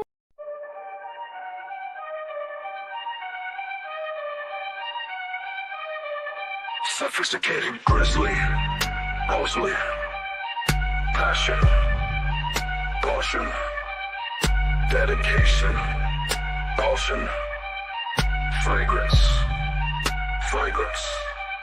summer leader, caution, deal is Teddy, it's time, caution, deal is Teddy, Grizzly, sex appealed it, caution, passion, caution, dedication,